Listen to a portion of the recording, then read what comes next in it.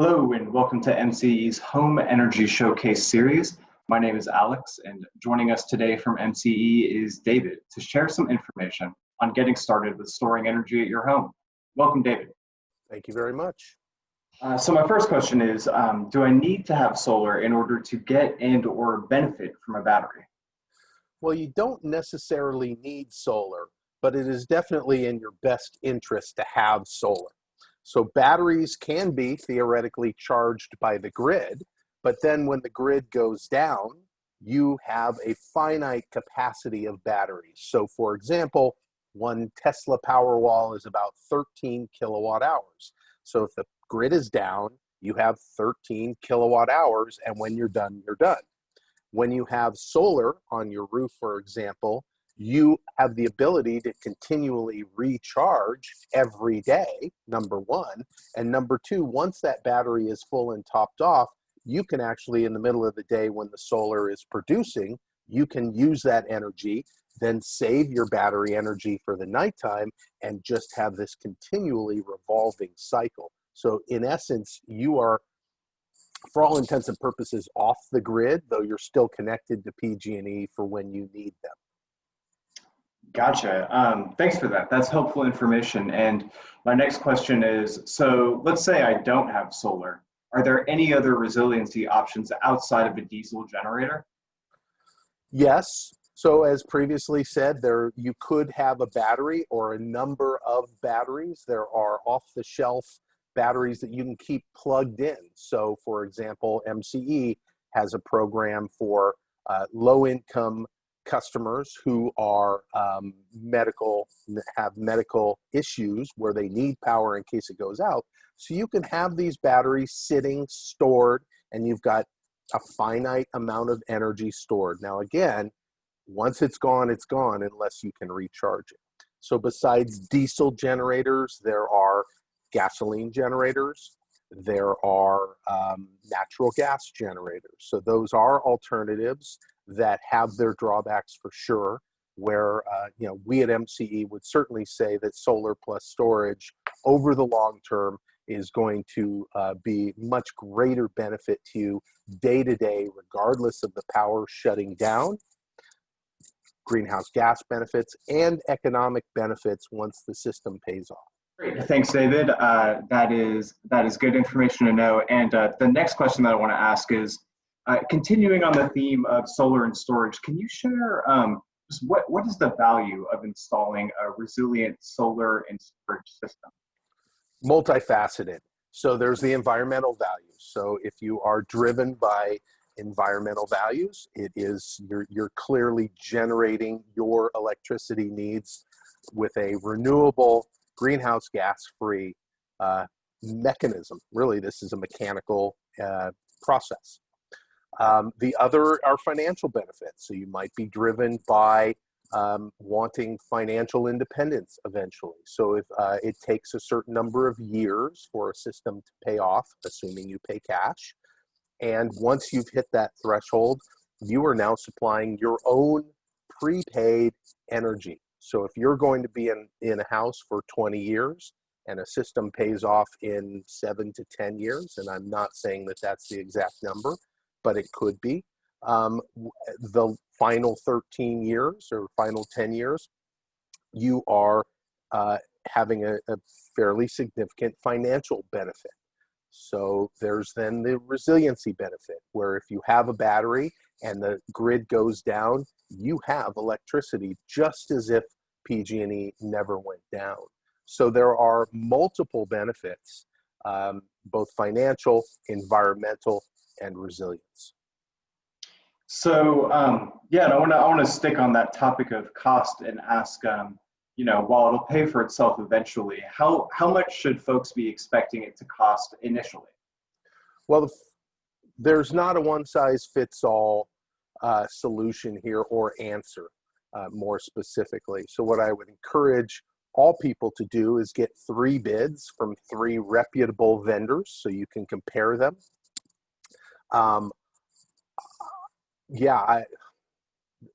The short answer is that this could, for a typical home, be anywhere from $10,000 to $30,000. with a couple of things in mind.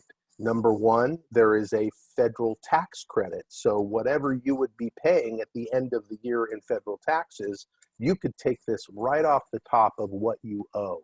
So 26% investment tax credit.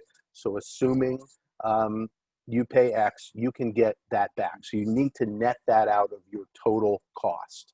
The second is that there is a rebate from the state, the Self-Generation Incentive Program, or SGIP, which will also give you a subsidy, a cash subsidy based on the battery, as long as it's being charged by the solar. So there are two areas of subsidies where I have heard, and please do your homework, people, get your bids from reputable, rated solar installers. Try and keep it local. We love mom and pop. We love the local guys. They've been around the longest. They will be around the longest.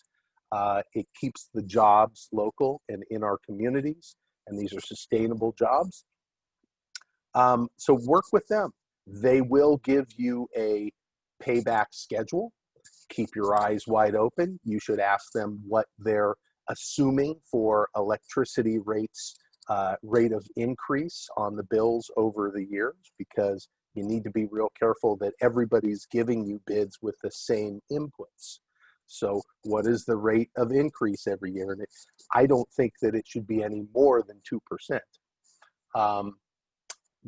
So these are things that you'll want to work with your local installers. They'll present to you, and I think getting 3 bids will really be helpful. Number one, you're going to learn.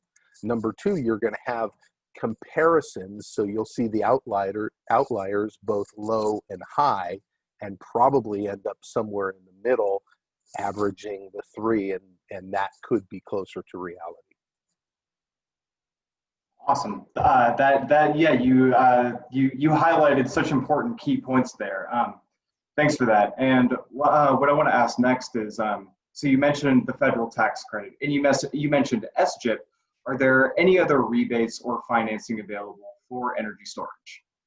So I don't have all of the answers. I'm just a consumer, having done this myself. What I found were those 2 benefits. Your state or local jurisdictions may have extra incentives to help you. You may be in a particular zone, a fire zone. You might be a medical baseline customer. There are any number of grants and subsidies that are out there, but it really depends on where you live, the generosity, the pool of funds. So what I would encourage you to do is dig deep, because the more you find, the better off you'll be financially. And how would one access SGIP funding? Sure. So first of all, your installer should be your advocate. This can be complicated paperwork that they will need to provide a lot of answers for you. Oftentimes, and this was the case for me, we just built in the cost of having a consultant do it for me. Mm-hmm. But where they can start to get information is selfgenca.com. Perfect. And now, what if I'm a renter? Would I need to install it, or can I take it with me when I move? The age-old question. If you're a renter, you don't own the roof. You don't own the infrastructure. It would be a very interesting transaction for you to buy a long-term piece of equipment to install on a roof that you don't own. Uninstalling is impractical at best. I'm talking primarily about the solar system. Batteries, somewhat as well. There's a lot of infrastructure that gets put in place that you would not uninstall. So what I would say, and what I have always said to people who rent that want to go solar, is to approach the owner of the building and see how you might be able to do this in partnership. Would you be willing to pay more of your monthly bill in order to get this? And then at the end, they keep it and you walk away. Would you be willing to kind of do a a lease of some sort that included utilities, so that your landlord is assured that they're going to eventually get their money back and maybe even make a little bit of profit. But this is a very tricky issue. I do encourage people who are driven by values as renters that want to get this done. But yeah, it'd be a pretty tough question, and I think you'll have to use a lot of creativity to get it done. But I'd love to see it. Thanks. That's great advice. And the next question that I want to ask is, I noticed that natural gas and diesel generators are a lot cheaper than batteries for the same or larger capacity. So why would somebody not get a generator? Well, that's a good question. I would say there are many reasons. Number one, generators require fuel and refueling. Natural gas and propane are obviously a little bit less work. However, that's also a resource that in an earthquake or a natural disaster may be completely disrupted, and then you're really out of luck. A gasoline or diesel generator, you need to store your fuel. It's a finite amount of fuel, even in a very large gas tank. So that means you are manually refueling that generator.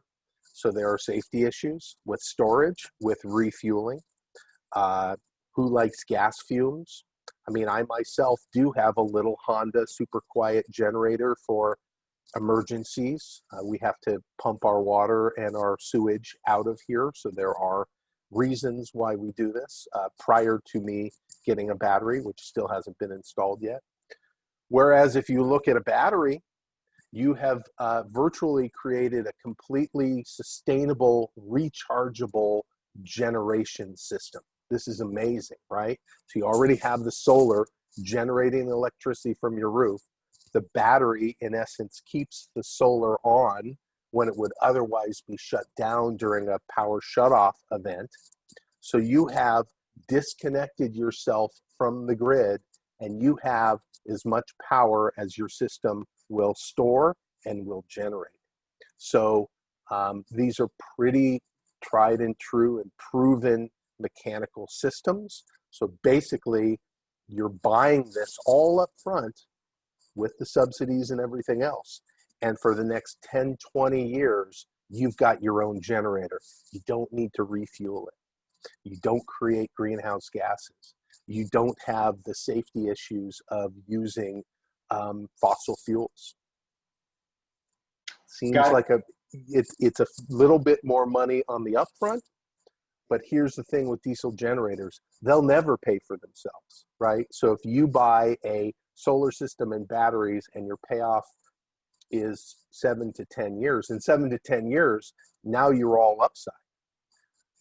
A generator is purely an operating expense. So you've got a capital expense on the upfront and an operating expense, but it's not saving you money. It's like a solar system is. It will never save you money. So there's a world of difference between the two. Gotcha. Yeah, that's a great way to phrase it on the long-term benefits of the solar and storage system. And I think you touched on some of the safety issues around natural gas and diesel generators. Is there any more that you want to share on that? Or yeah, I think I talked a lot about the fuel, storing it, refilling it, but there's the greenhouse gas elements as well. So you are polluting your own air. You are having to figure out where you're going to put it so you're not going to poison or kill yourself, right? Carbon monoxide kills. And then there are the fundamental issues of global climate change. And you have 1 million of these generators running, or 10 million or 50 million across the globe. They do not conserve fuel. They are not, the emissions are not regulated like a car through a catalytic converter. These are polluting machines. So if our goal is to slow climate change and reverse climate change, then we've got to eliminate these generators. Thanks for sharing. That's a great way to phrase it.